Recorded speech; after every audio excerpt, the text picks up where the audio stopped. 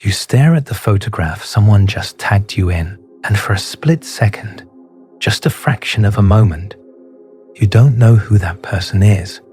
The face is familiar in the way a stranger on the street can be familiar. You know it's you. Of course it's you.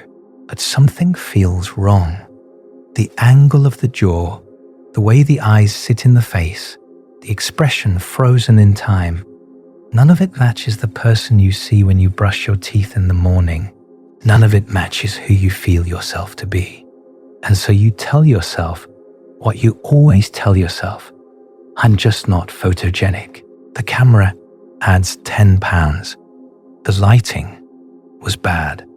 But somewhere underneath those explanations, a quieter question lingers. One you don't say out loud because it sounds too strange, too unsettling, too close to something you don't want to examine. What if you don't actually know what you look like? This isn't a glitch in your perception. It's not vanity, and it's not neurosis. It's actually one of the most universal human experiences. This strange disconnect between the self we carry in our minds and the self that gets captured by cameras, reflected in shop windows, frozen in photographs that other people insist look exactly like us.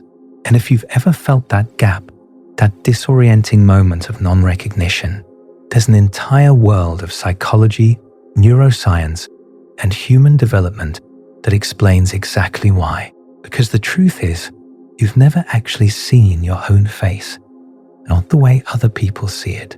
Every image you have of yourself, every mental picture, every self-portrait in your mind's eye has been constructed from fragments, from reflections, from the way light bounces off mirrors and camera lenses and distorts, flips, freezes. Your self-image is an approximation, a guess, a story your brain has been telling you for your entire life. And photographs have a way of challenging that story in ways that can feel deeply unsettling. This is the psychology of why you don't recognize yourself in photos. Let's start with the most fundamental reason, the one hiding in plain sight. When you look in a mirror, you see yourself reversed. Left becomes right, right becomes left. Every mole, every asymmetry, every slight imbalance in your features appears on the opposite side from where it actually exists. And because this is the version of yourself you've been seeing for your entire life, from the first time you were old enough to recognize your own reflection, your brain has encoded this flipped image as the truth of what you look like.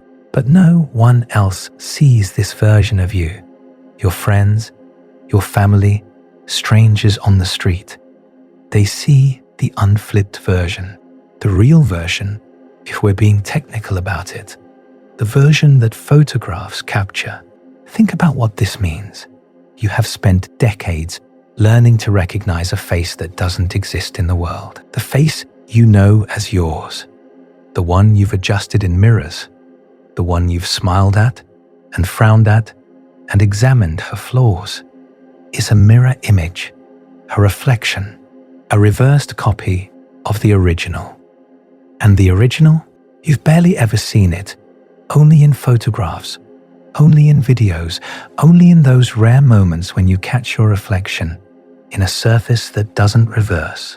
In 1977, psychologists Theodore Meter, Marshall Dermer, and Jeffrey Knight tested this theory in an elegant study. They showed people photographs of themselves, some in the normal orientation, some mirror reversed, and asked which version they preferred. The results were striking. People overwhelmingly preferred the mirror reversed images of themselves, the ones that matched what they saw in their bathroom mirrors every morning. But their friends and family, they preferred the normal photographs, the unflipped versions. Each group was drawn to the version of the face they were most familiar with. This phenomenon stems from something psychologists call the mere exposure effect, a principle first identified by social psychologist Robert Zajonc in 1968. Zajonc's research demonstrated that we develop preferences for things simply because we've encountered them repeatedly. The more we're exposed to something, the more we tend to like it. This happens automatically below the level of conscious awareness, and it applies to everything from abstract shapes to nonsense words to human faces. Zajonc's experiments were remarkably simple but profoundly revealing. He showed participants Chinese characters they'd never seen before, varying how many times each character appeared. When later asked to guess the meaning of these characters, participants consistently rated the more frequently shown characters as having more positive meanings, even though they had no idea what any of the characters actually meant. The brain, it seems, interprets familiarity as a signal of safety, of goodness, of preference. You've seen your mirror image thousands upon thousands of times. It's become deeply familiar, coded into your neural pathways as the true representation of your appearance. So when you see a photograph which shows you as others see you, not as you see yourself, something feels subtly, ineffably wrong. It's not that the photograph looks like someone else. It's that it looks like a version of you that you've never quite met. Human faces are naturally asymmetrical. One eyebrow sits slightly higher than the other. The nose deviates a millimeter to one side. The smile creases more deeply on the left than the right. These asymmetries are invisible to us in our daily lives because we process faces holistically, taking in the whole rather than scrutinizing the parts. But when a photograph flips these familiar asymmetries to their opposite positions, your brain registers the change even if you can't consciously identify what's different. Something feels off. The proportions seem wrong, and the gap between expectation and reality creates a kind of cognitive dissonance that can be genuinely distressing. Research has confirmed just how powerful this effect can be. A 2016 study of female plastic surgery patients found that 73% preferred mirror-reversed photographs of themselves over standard photographs. The effect was even more pronounced among patients seeking facial aesthetic surgery, the very people most focused on and sensitive to their own appearance. More recent research has replicated these findings, demonstrating that we perceive non-reversed images of ourselves as more unlike our true selves and less pleasant than reversed images, while the pattern completely disappears when we're evaluating photographs of close friends for whom the non-reversed image is the more familiar one. There's something almost tragic about this. The face you know best, the face you've loved or hated or simply lived with for all these years, isn't the face the world sees. And the face the world sees isn't the face you know. You and everyone who looks at you are looking at different people. Not dramatically different, not unrecognizably different, but different enough that photographs can feel like confrontations with a stranger. But the mirror reversal effect is only the beginning of why photographs feel so foreign. Because photographs don't just flip your face, they freeze it. When you look at yourself in the mirror, you're seeing a living, breathing, constantly shifting version of yourself. Your face is never truly still. Micro-expressions flicker across your features. Your muscles make tiny adjustments. Your eyes move, your head tilts, your expression shifts in response to what you're seeing and thinking and feeling in each moment. The mirror shows you a dynamic, four-dimensional self, one that exists in time as well as space. A photograph collapses all of that movement into a single, frozen instant. And that instant might capture a fraction of a second when your face was doing something it rarely does. A transitional expression, a micro-movement between emotions, a moment of asymmetry that disappeared as quickly as it appeared. Professional photographers understand this intuitively. They take hundreds of shots to capture a handful of images where the subject's expression aligns with how they typically appear in motion. They know that the camera catches moments the eye never sees, blinks, grimaces, half-formed expressions that exist for fractions of seconds and would never register in normal perception. This is why professional portrait photographers will tell you to relax your face, to think pleasant thoughts, to forget the camera is there. They're trying to capture the you that exists in motion, not the you that exists in any random frozen millisecond.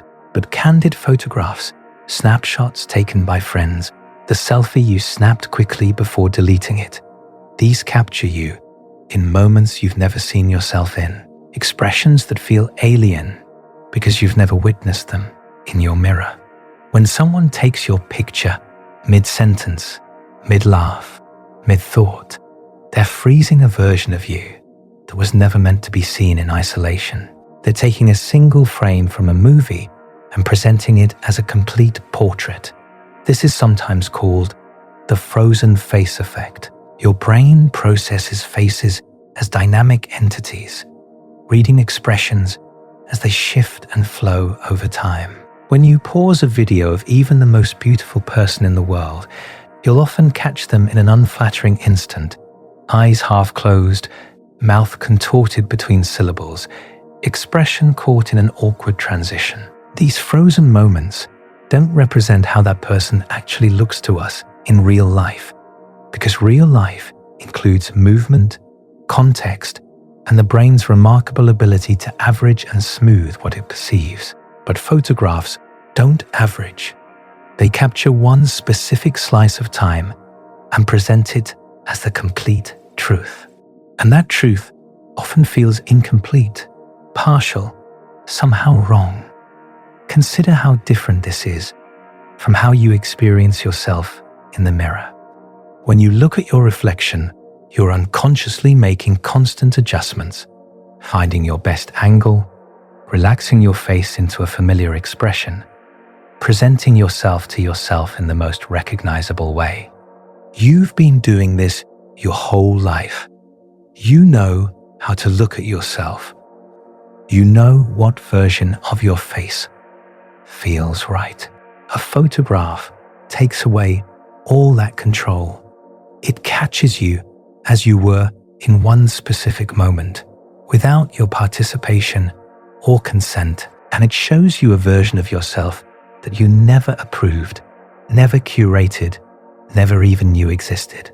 Then there are the technical factors, the ways the cameras themselves distort reality in ways that mirrors don't. When you take a selfie with a smartphone held at arm's length, you're photographing yourself with a wide-angle lens from an extremely close distance. This creates something called extension distortion, or sometimes perspective distortion. Objects closer to the camera appear disproportionately larger than objects farther away. Since your nose is typically the closest part of your face to the lens, selfies can make your nose appear significantly larger than it does in the mirror or in real life. Your ears, being farther from the camera, shrink in proportion. Your face can appear wider or more distorted than it actually is. This isn't an illusion in the traditional sense. The camera is accurately recording the light that reaches its sensor, but that light is arriving from a perspective that doesn't match how other people see you in real life. When you look at someone from normal conversational distance, your brain processes their face as it appears from several feet away, but a selfie camera is often less than a foot from your face, dramatically changing the geometry of how your features relate to each other. Portrait photographers know this and compensate for it. They use longer focal lengths, typically between 85 and 135 millimeters, and photograph from a greater distance, which minimizes this distortion and produces images that more closely match how the human eye perceives another person's face from a natural social distance. But your smartphone's front-facing camera isn't optimized for flattering portraits. It's optimized for fitting your face in the frame when you hold it at arm's length. The result is a subtle but pervasive distortion that makes your features look different from how they appear in the mirror or to people standing in front of you. You can test this yourself. Take a selfie with your phone held close to your face, then take another with the phone as far away as your arm can reach. Better yet, have someone else photograph you with a phone camera from 10 feet away. The differences in how your face appears can be striking, not because your face actually changed, but because the camera's relationship to your face changed the geometry of the image. Lighting plays a role too.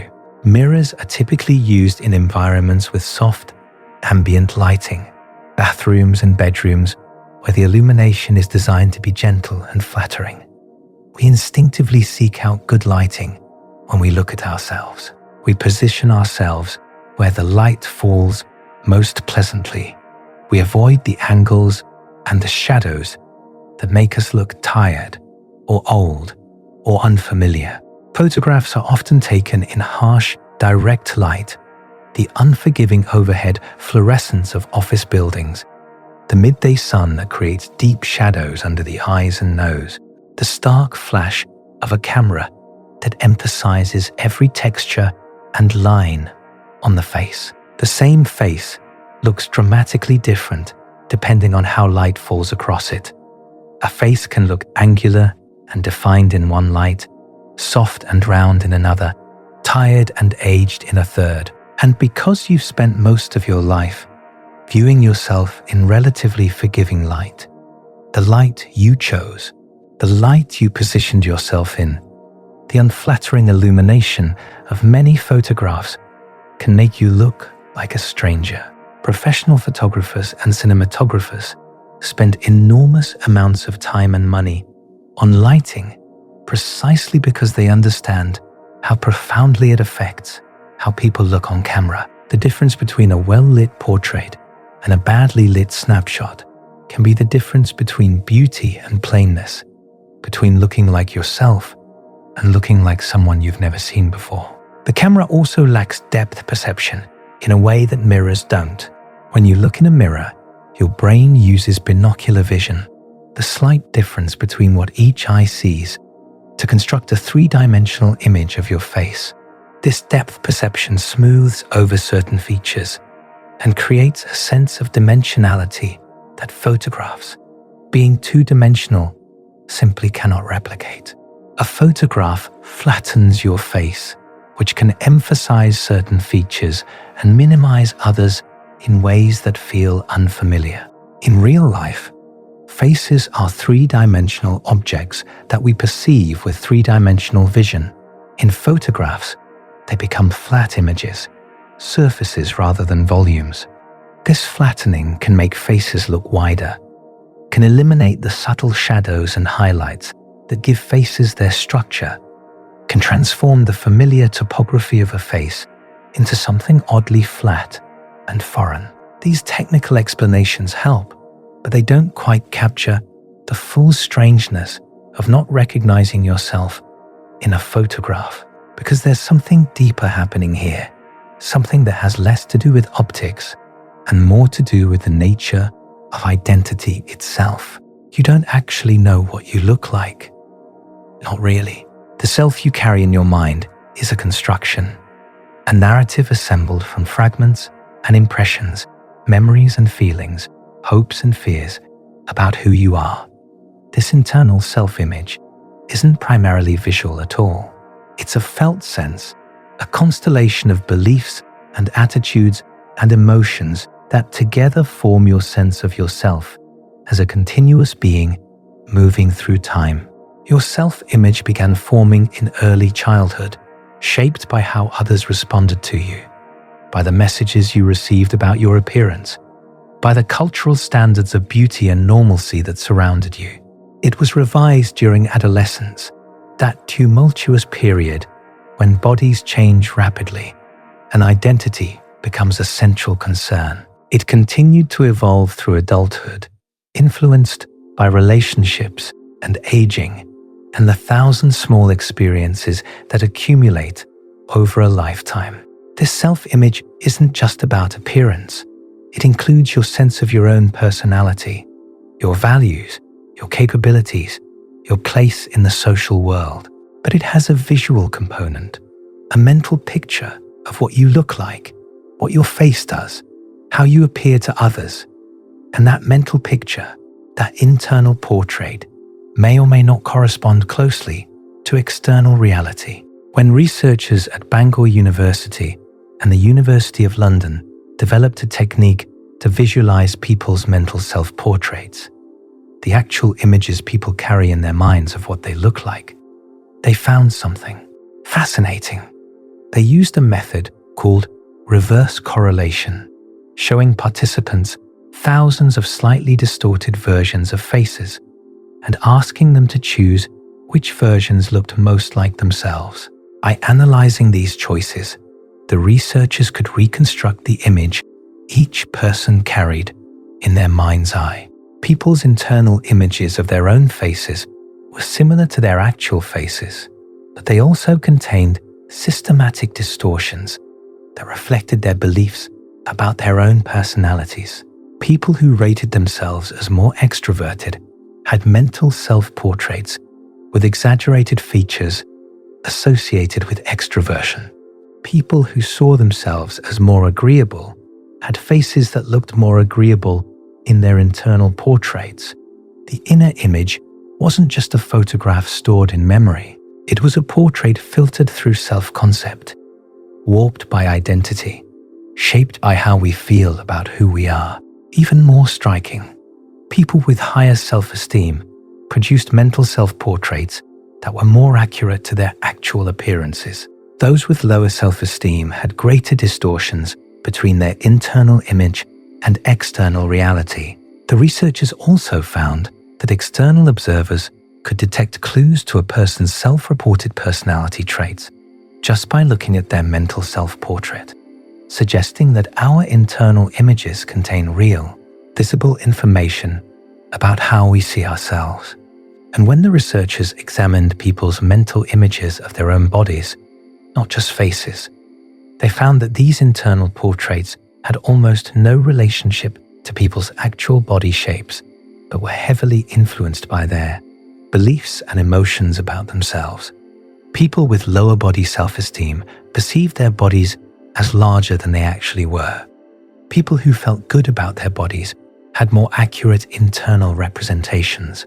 This research illuminates something profound about the nature of self-perception.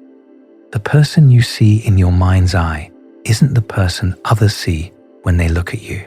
Your internal self-portrait is a work of imagination as much as observation.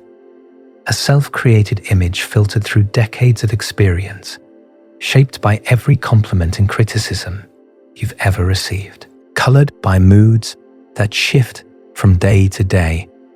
It's less like a photograph and more like a painting, interpretive and expressive rather than objective and accurate. When you look in the mirror, you're not just seeing your face, you're comparing what's in front of you to this internal portrait, this imagined self. And because you have some control over the mirror experience, you can adjust your angle, your expression, your posture. You can usually find a version of yourself that matches, more or less, what you expect to see. The mirror becomes a kind of negotiation between internal and external reality, one that typically resolves in favor of the familiar self-image. But photographs don't negotiate. They capture what the camera sees, not what you expect to see.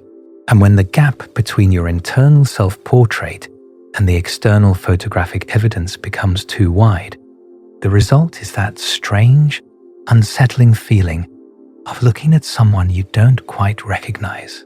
Someone who is you, who must be you, but who somehow isn't the you that you know. This disconnect can become amplified during periods of significant change in your life. When you lose or gain a significant amount of weight, your mental self-image often lags behind your physical reality. Researchers have called this phenomenon body image lag, or, somewhat more evocatively, phantom fat. Your brain maintains a cognitive map of your body that doesn't update automatically with physical changes. People who have lost substantial weight often report still seeing themselves as heavy, still reaching for larger clothing sizes, still moving through the world as if they occupied their former body. They might look in the mirror and not see the change. They might look at photographs and feel shocked by how different they appear. The body has changed, but the internal image hasn't caught up. The opposite can happen too. People who have gained weight may continue to see themselves as they once were, experiencing genuine surprise when photographs reveal a body that doesn't match their internal image. The brain's body map is remarkably persistent, remarkably resistant to update. It can take months or even years for the internal image to fully align with physical reality after a significant change. Age does something similar to us. Studies suggest that most people maintain an internal age identity that feels about 15 to 20 years younger than their chronological age. You might know intellectually that you're 55, but internally, you may still feel 35, still picture yourself as you were 2 decades ago. The person you feel yourself to be hasn't aged at the same rate as the person in the mirror. Then you catch your reflection in an unexpected surface, a shop window, a dimly lit bathroom at a restaurant, and the face looking back at you seems to belong to someone else. Someone older, someone you don't quite recognize. The disconnect isn't a failure of perception. It's the natural consequence of living in a body that changes continuously while carrying a self-image that updates much more slowly. Researchers have found that this gap between felt age and chronological age is nearly universal among adults. We carry within us a sense of who we are that was formed when we were younger, and that resists full integration of the changes that accumulate over time. We look at old photographs of ourselves and think, that was me. We look at current photographs and think, is that me? Major life transitions of all kinds can produce this effect. Becoming a parent, going through menopause, recovering from illness, grieving a significant loss. These experiences can change not just how we look, but how we feel inside our own skin. The face carries the marks of what we've lived through, but the internal self-image may still be running an older version of who we were before. And when the external changes outpace the internal updates, photographs become uncomfortable reminders of a gap we haven't yet learned to bridge. But there's another dimension to the experience of not recognizing yourself in photographs, one that takes us into darker psychological territory. For some people, the disconnect isn't occasional or situational. It's persistent, pervasive, and deeply distressing. And that experience has a name: depersonalization. Depersonalization is a dissociative experience in which a person feels disconnected or detached from themselves, as if they're observing their own life from outside their body. People experiencing depersonalization often describe feeling like they're watching themselves in a movie, like their thoughts and actions don't quite belong to them, like there's a glass wall between themselves and reality. The world can feel muffled, unreal, foggy. Emotions become distant. The ordinary feeling of being at home in your own body and your own life simply disappears. And one common feature of depersonalization is difficulty recognizing oneself in mirrors and photographs, not because of lighting or camera angles, but because the fundamental sense of connection to one's own appearance has been disrupted. The emotional thread that should link your face to your sense of self has been severed or suppressed. You can look at a photograph and intellectually know that it's you without feeling that it's you. The recognition is cognitive, but not emotional. The face belongs to you, but it doesn't feel like yours. Surveys have found that nearly half of all adults have experienced at least one episode of depersonalization at some point in their lives. For most people, these episodes are brief and situational, triggered by acute stress, exhaustion, sleep deprivation, or overwhelming experiences. You might experience it after a car accident, during a period of intense anxiety, or in moments of extreme fatigue. The world suddenly feels unreal. Your body feels unfamiliar, and then the feeling passes. Depersonalization is actually a protective mechanism, a way the brain shields itself from experiences that feel too intense to process directly. When reality becomes overwhelming, the mind can create a kind of buffer, a sense of distance from what's happening that allows the person to continue functioning. This is why depersonalization often accompanies trauma. It's the psyche's way of stepping back from unbearable pain. But for some people, this protective mechanism becomes chronic. Depersonalization, derealization disorder, is a clinical condition in which these feelings of disconnection persist for long periods, causing significant distress and impairment. People with this disorder may look in the mirror and genuinely not feel a connection to the face looking back at them. They may see photographs of themselves and experience them as images of a stranger wearing their face. The emotional link to their own appearance, the felt sense that this is me, has been severed or suppressed. The disorder affects roughly 1 to 2% of the population, though it's likely underdiagnosed because many people don't realize that what they're experiencing has a name. The average time between onset of symptoms and accurate diagnosis is 7 to 12 years. Years during which people often feel profoundly isolated, wondering if they're going crazy, unable to articulate the strangeness of their experience. Depersonalization, derealization disorder often has its roots in trauma, particularly childhood trauma. Research has found strong connections between adverse childhood experiences, especially emotional abuse and emotional neglect, and the development of depersonalization symptoms.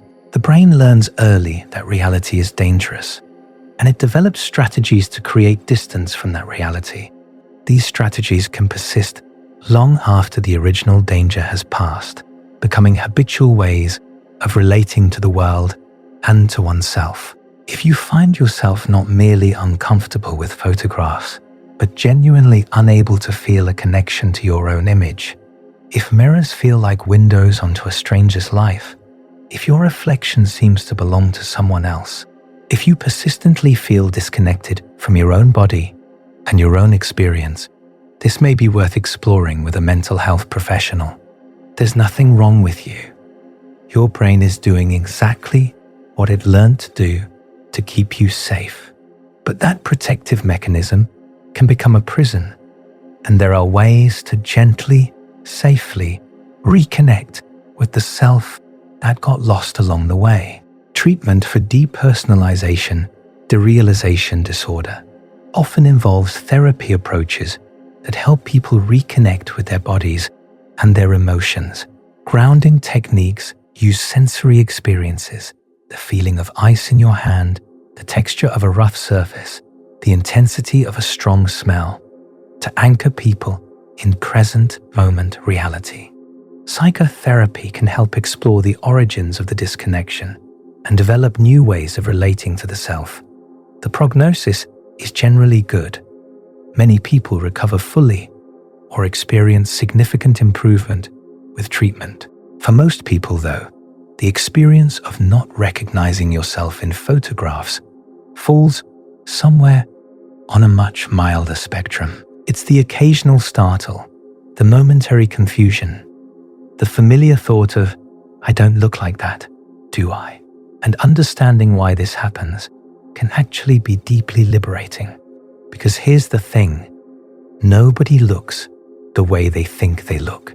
Not you, not the people you admire, not the celebrities whose photographs are retouched and carefully lit and selected from thousands of images to show only the most flattering moments.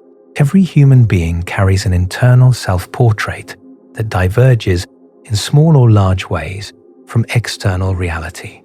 Every human being experiences the strange vertigo of seeing themselves from the outside, in photographs, in videos, in the unexpected glimpse of their reflection, and feeling that strange gap between self as experienced and self as perceived.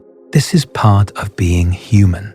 We exist inside our own heads, looking out through our eyes, experiencing the world from a perspective that no one else shares. We can never step outside ourselves and see what others see when they look at us. We're stuck with reflections and representations, with mirrors and photographs, with the limited tools available for viewing ourselves from the outside. The version of you that exists in photographs isn't more true than the version you see in the mirror or the version you carry in your mind. It's simply different. A translation, a representation, one angle on a multi-dimensional reality that can never be fully captured in a two-dimensional image.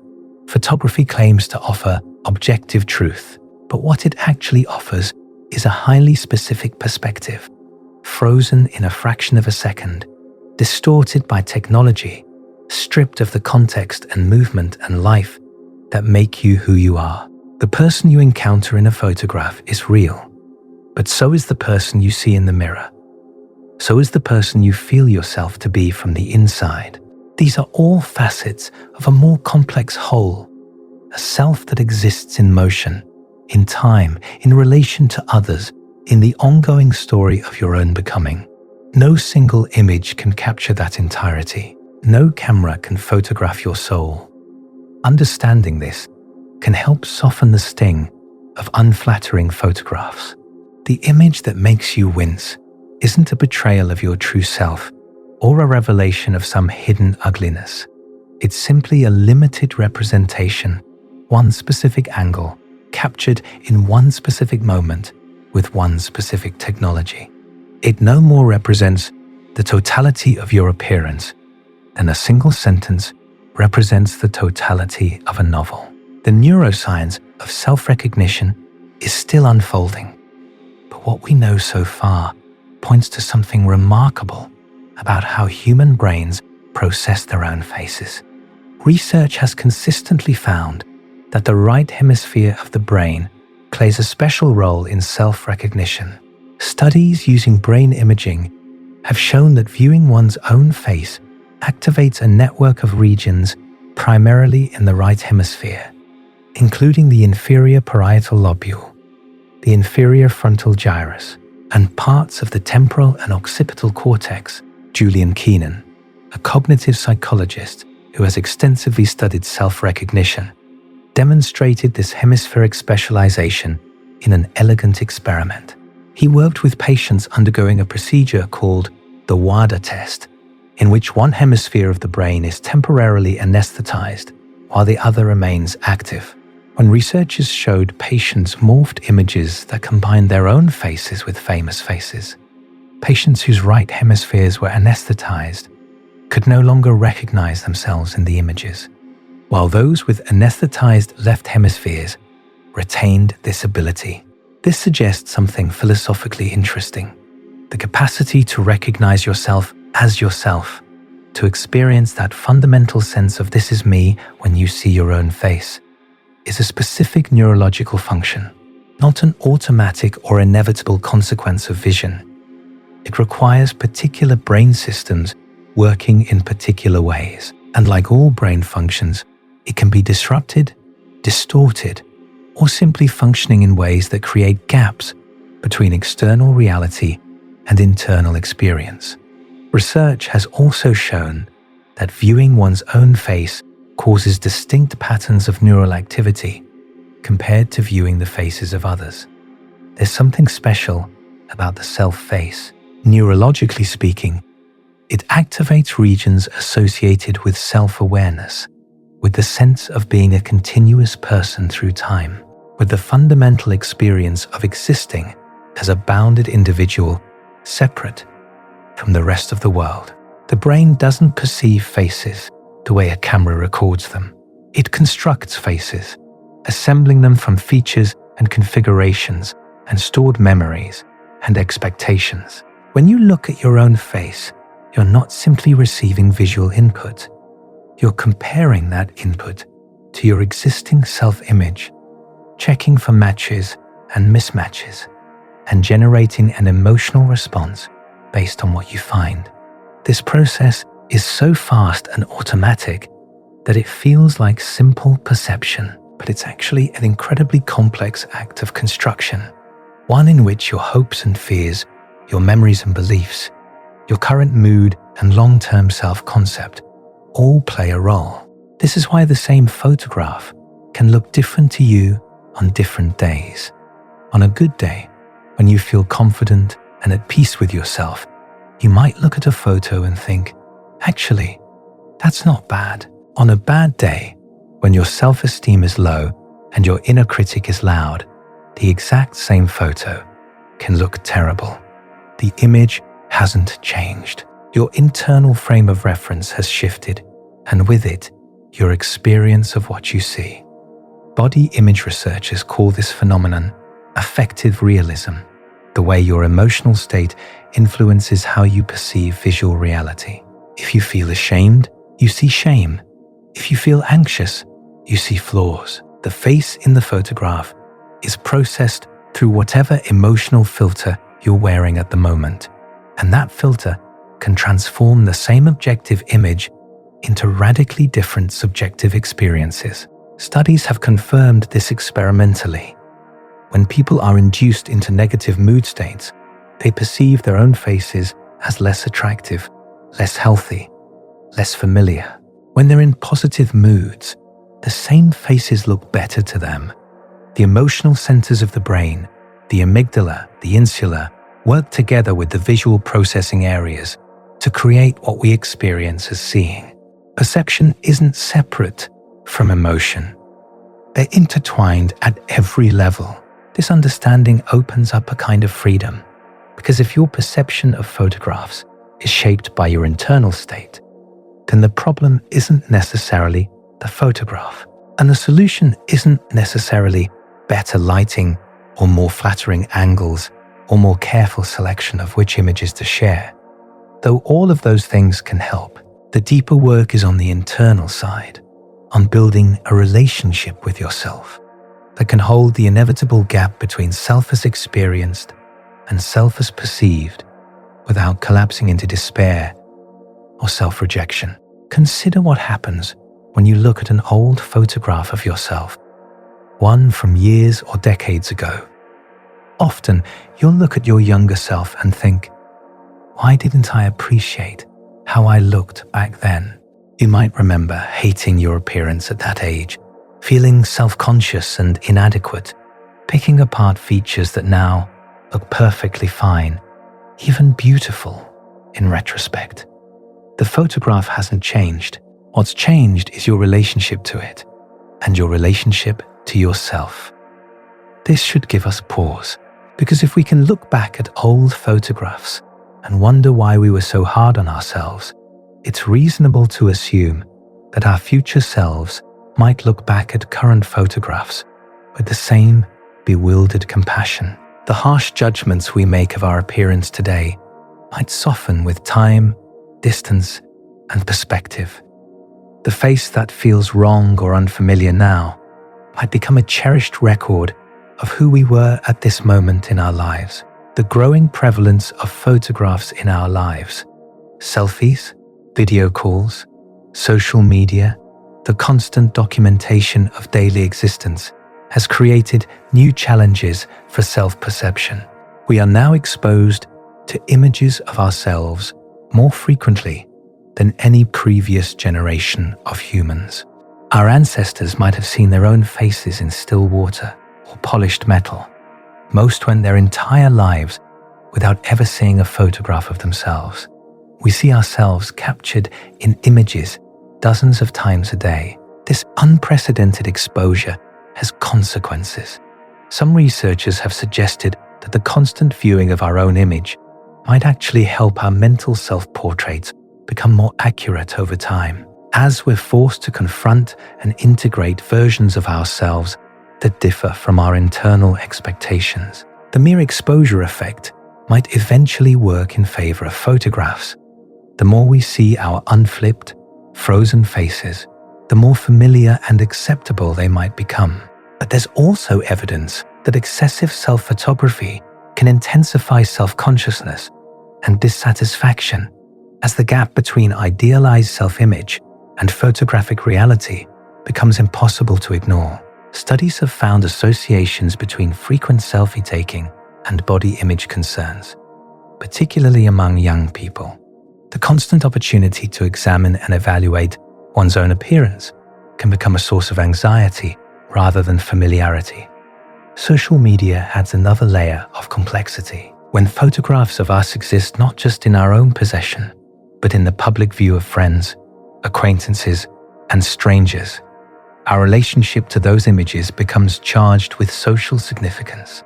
The photograph isn't just a record of how we looked at a particular moment. It becomes a performance, a representation of ourselves that will be judged and evaluated by others. This social dimension can amplify the distress of unflattering photographs and create pressure to curate images that show only the most favorable versions of ourselves. The rise of filters and editing tools has further complicated our relationship with our own images. When we can smooth our skin, enlarge our eyes, slim our faces with a tap, what does it mean to see ourselves in photographs? The altered images don't match what we see in the mirror, but they might match what we wish we saw. And the comparison between filtered and unfiltered images can make unedited photographs feel even more disappointing. But social media has also made something else visible: the nearly universal nature of this struggle. When people share about their discomfort with their own photographs, when they talk about not recognizing themselves in images, when they express the gap between how they feel and how they look, they're often met with an outpouring of recognition. Me too. I feel the same way. I thought I was the only one. You're not the only one. This experience is so common that it's actually abnormal not to experience it. The rare people who always love how they look in photographs, who never feel the gap between self-image and photographic reality, are the statistical outliers.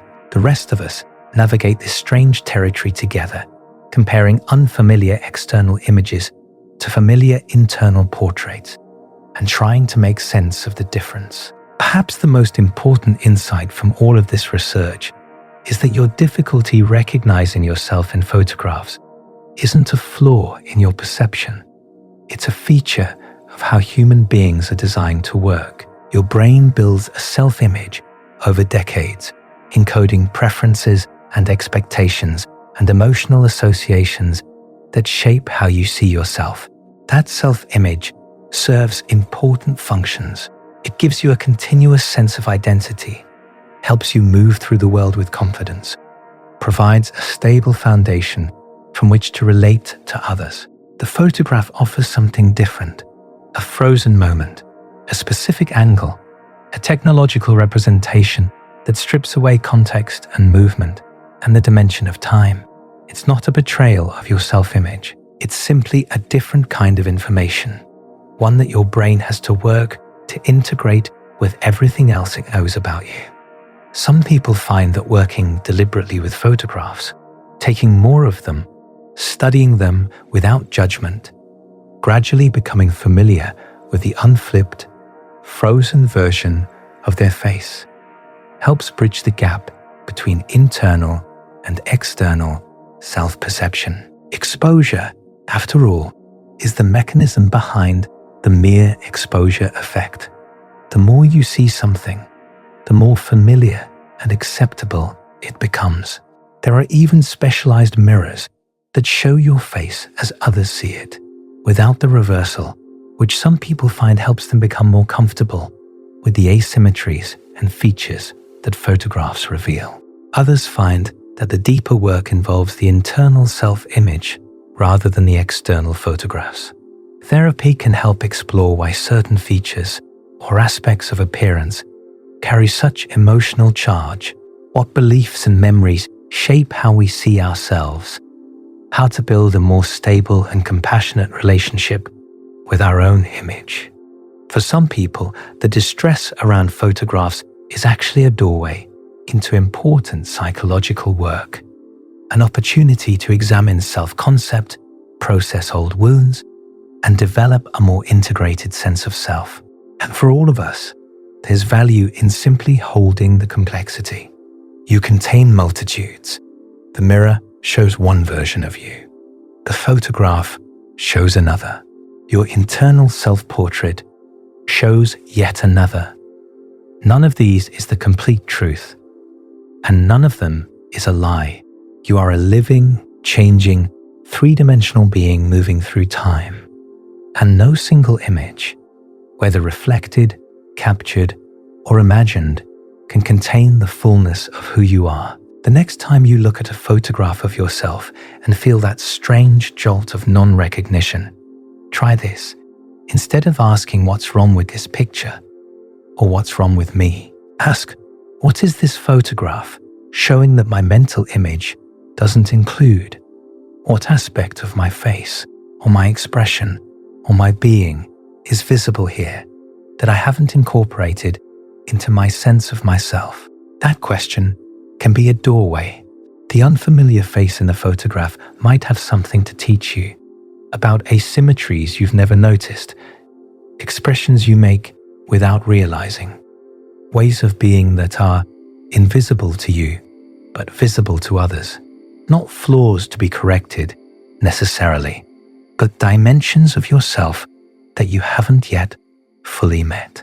Because here's the final thing to understand about why you don't recognize yourself in photographs. The stranger you're seeing isn't actually a stranger at all. It's you, a version of you that exists in the world, that others have always seen, that you've simply never been introduced to. The unfamiliarity isn't a problem.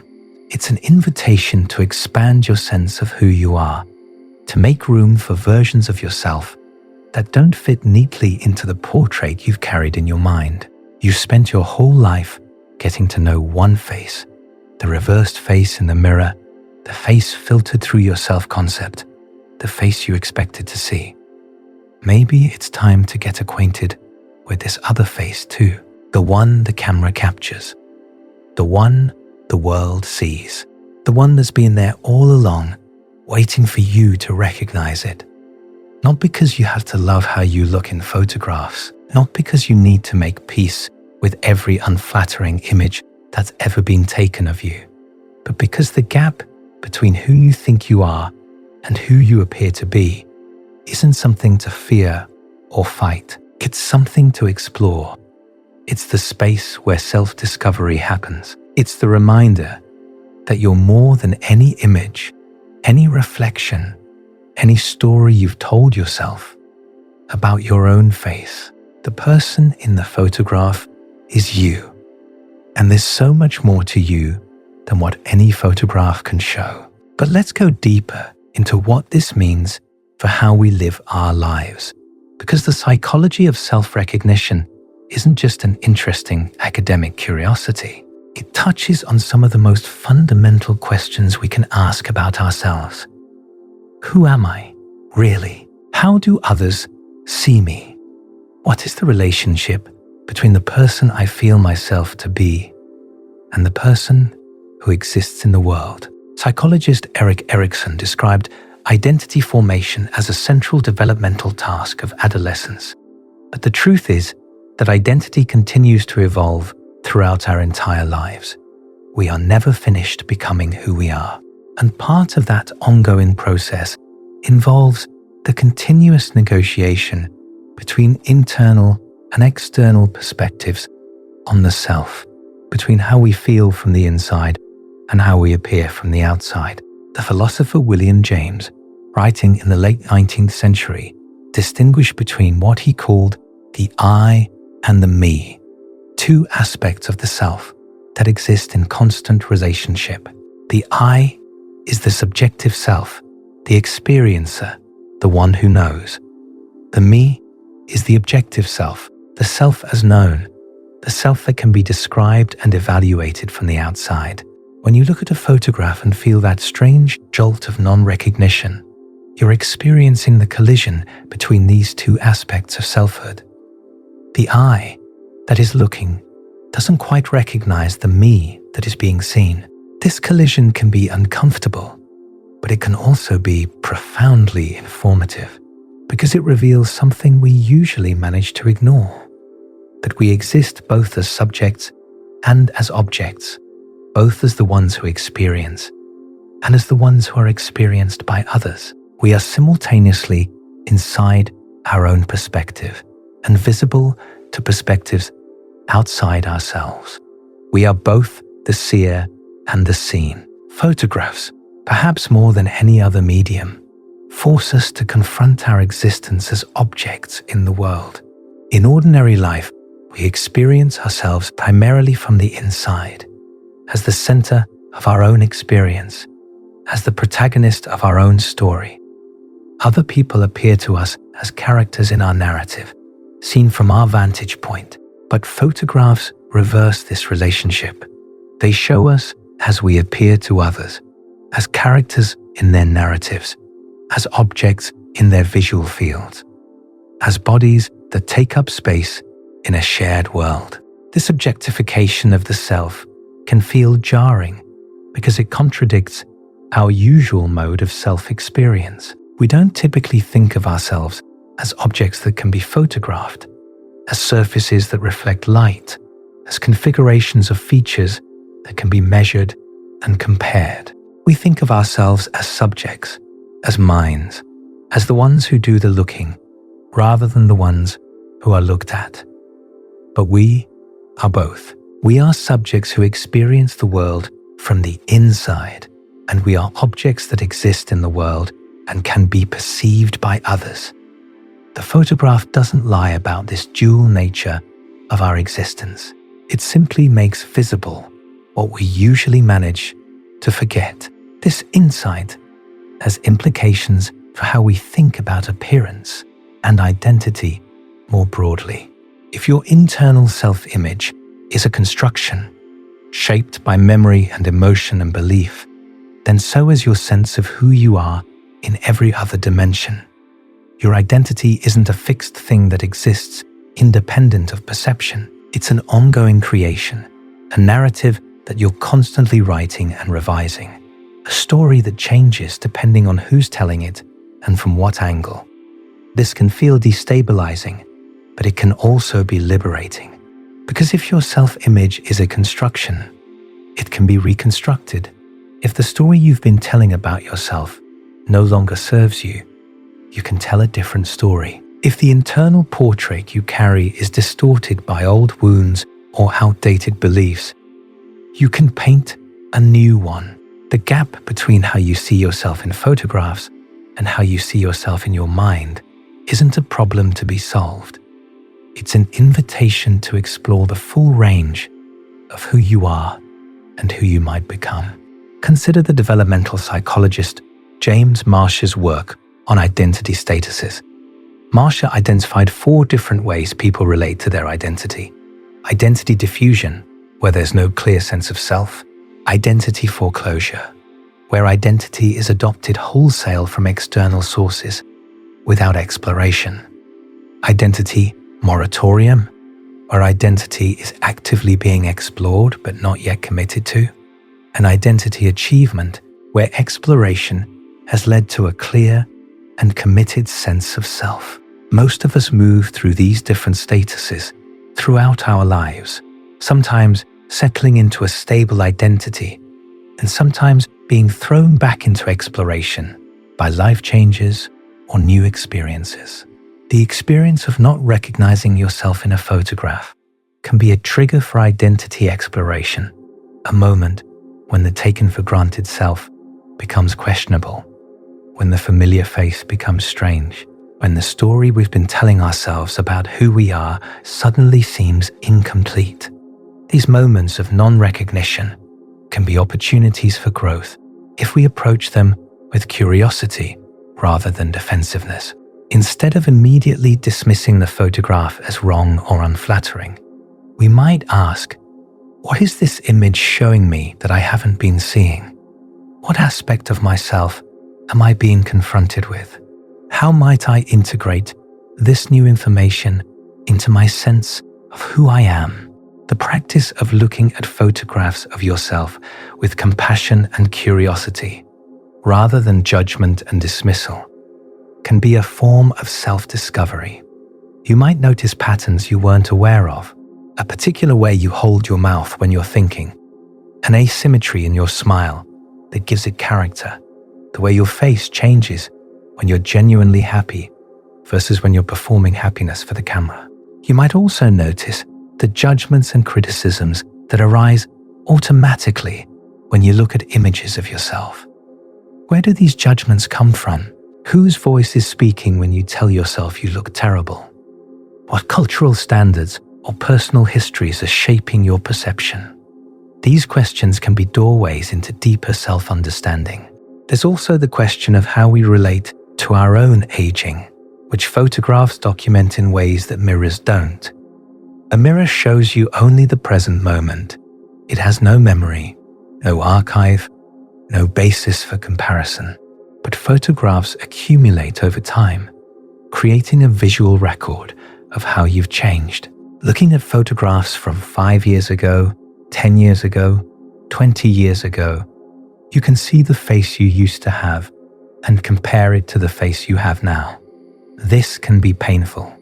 We live in a culture that prizes youth and often treats aging as a problem to be solved rather than a natural process to be honored. Looking at old photographs and seeing a younger face can trigger grief for what's been lost, anxiety about what's to come, and shame about the natural changes that time brings to all of us. But it can also be an opportunity for perspective. That younger face in the old photograph, did you appreciate it at the time? Or were you too busy criticizing it, finding fault with it, wishing it were different? The face you have now, the one you might be criticizing in current photographs, will someday be the face you look back on with a kind of wistful appreciation. Future, you might wonder why present you was so hard on yourself. This realization can foster a different relationship with photographs, not as evidence of your flaws, but as records of your journey. Each photograph captures a moment in your ongoing story, a version of you that existed at a particular time and place. The collection of photographs taken over a lifetime isn't a catalogue of failures to look a certain way. It's a documentary of a life being lived, a face expressing countless emotions, a person moving through time. Some people find it helpful to practice what researchers call exposure therapy with their own photographs, deliberately looking at images of themselves that trigger discomfort, sitting with the feelings that arise, and gradually developing a more neutral or even positive relationship with the images. This isn't about forcing yourself to love every photograph. It's about reducing the automatic negative response, softening the harsh inner critic, and making space for a more balanced perception. Others find value in deliberately taking photographs of themselves, not for social media, not for anyone else to see, but as a practice of becoming familiar with how they look from the outside. The act of photographing yourself, looking at the result without judgment, and simply noting what you see can help bridge the gap between internal and external self-perception. Still others find that the most important work isn't about photographs at all, but about the deeper beliefs and feelings that shape how they see themselves. Therapy, journaling, meditation, and other practices that foster self-awareness and self-compassion can transform the experience of seeing yourself in photographs, not by changing how you look, but by changing how you relate to what you see. The relationship between self-image and mental health is bidirectional. Poor mental health can distort self-perception, making it harder to see yourself clearly or kindly. And distorted self-perception can contribute to poor mental health, creating a cycle of negative self-evaluation and emotional suffering. Breaking this cycle often requires attention to both sides, working on the internal beliefs and feelings while also gently challenging the distorted perceptions they create. If the experience of not recognizing yourself in photographs is causing significant distress, if it's affecting your willingness to be photographed, your ability to participate in social events, your relationships, your work, or your overall quality of life, this is worth taking seriously. It might be a sign of deeper issues around self-image and self-worth that could benefit from professional support. And there's no shame in seeking that support. We live in a culture that bombards us with images and often defines worth in terms of appearance. It would be strange if this didn't affect us. But for most people, the occasional strangeness of photographs is simply part of the human condition, a quirk of perception and psychology that everyone shares. It's the reminder that we are complex beings who exist in multiple dimensions, that we cannot be reduced to any single image, that the self is always more than what can be captured or contained. The face in the photograph is you, but it's not all of you. It's not even most of you. It's a trace, a shadow, a moment frozen from the continuous flow of your becoming. It's one perspective on a being who exists in countless perspectives, one angle on a reality that has infinite angles. When you learn to see photographs this way, as partial, as incomplete, as one small piece of a much larger truth, the experience of non-recognition loses some of its sting. You no longer need the photograph to match your self-image perfectly, because you understand that no image could ever do that.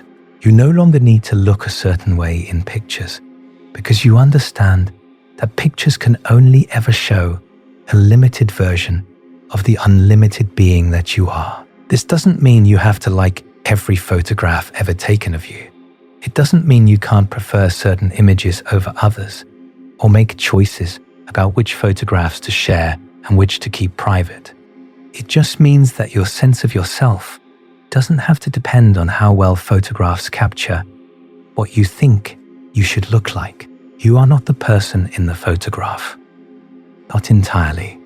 You are also the person holding the photograph, looking at it, trying to make sense of what you see. You are the subject and the observer, the image and the one perceiving the image. You are the story and the one telling the story. And that story is still being written. Every day, you're becoming someone slightly different from who you were yesterday. Every experience shapes you. Every relationship changes you. Every moment adds another layer to the complex being that you are. The photographs will accumulate, documenting versions of you that will recede into the past as you continue forward into the future. One day, someone might look at a photograph of you and see a person they never met, but wish they had known. They might study your face and try to understand who you were, what you cared about, how you moved through the world. They might see beauty and character and life where you only saw flaws. They might wish they could ask you questions, hear your voice, know your story. You are that person now, living, breathing, existing in real time, full of dimensions that no photograph can capture. Don't waste this moment judging yourself against the limited evidence of images. Don't let the gap between who you are and who you think you should look like become a prison that keeps you from fully inhabiting your life. The person in the photograph is you. Accept that. Embrace that. And then remember that you are so much more than any photograph can show. The mirror will continue to show you a familiar face, reversed and dynamic. The camera will continue to capture unfamiliar faces, unflipped and frozen, and you will continue to be the person who looks at both, trying to reconcile them with the felt sense of who you are. That reconciliation may never be complete. The gap between inner and outer, between experienced self and perceived self, may be a permanent feature of human existence. But the gap itself isn't the problem. The problem is only when we let the gap become a source of suffering, when we weaponize photographs against ourselves, when we use the inevitable mismatch between self-image and external image as evidence that something is wrong with us. Nothing is wrong with you.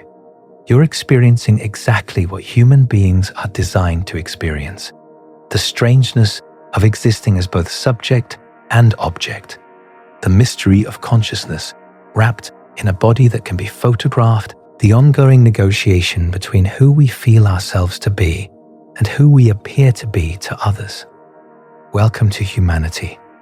It's strange here, but you're not alone, and perhaps that's the most important thing to remember. When you see a photograph of yourself and feel that familiar jolt of disconnection, that moment of not quite recognizing the person staring back at you, know that billions of other people have felt exactly the same thing. This experience crosses cultures, crosses generations, crosses all the divisions that separate us. It's one of the most universal aspects of human psychology. Somewhere, right now, someone is looking at a photograph and thinking the same thoughts you've thought. Is that really what I look like? Why doesn't this match how I see myself? They're feeling the same confusion, the same discomfort, the same strange sense of encountering a familiar stranger. They're wondering if there's something wrong with them, if they're uniquely cursed to look different in photographs than they feel inside. There's nothing wrong with them. There's nothing wrong with you. This is simply what it means to be a conscious being in a physical body, navigating the impossible task of seeing yourself from the outside while living from the inside. The technology of photography is only a few generations old in human history. For most of human existence, people saw their reflections only in still water, polished metal, or the eyes of others. They had no way to freeze their own image, to study it, to compare it to previous versions of themselves. The photograph is a new kind of mirror, one that captures time as well as space, one that can be shared and stored and scrutinized in ways that reflections never could. We haven't fully adapted to this technology yet. Our brains evolved to recognize faces in person, in motion, in context, not frozen on paper or screen. Our self-image systems evolved to work with mirrors and reflections, not with the reversed, flattened, frozen images that cameras produce. We're using Stone Age psychology to navigate Space Age technology, and sometimes the fit is imperfect, but we're learning. Every generation grows up with more photographs, more selfies, more constant exposure to images of themselves. Perhaps future generations will develop a more integrated relationship between internal self-image and photographic representation. Perhaps the mere exposure effect will work its magic over decades and centuries, making the camera's version of the face as familiar and acceptable as the mirror's version. Or perhaps the gap will always remain a permanent feature of consciousness, a built-in limit on how fully we can ever see ourselves. Perhaps there will always be a difference between the view from inside and the view from outside, between the self as experienced and the self as perceived. If so, that's okay. The gap isn't a flaw.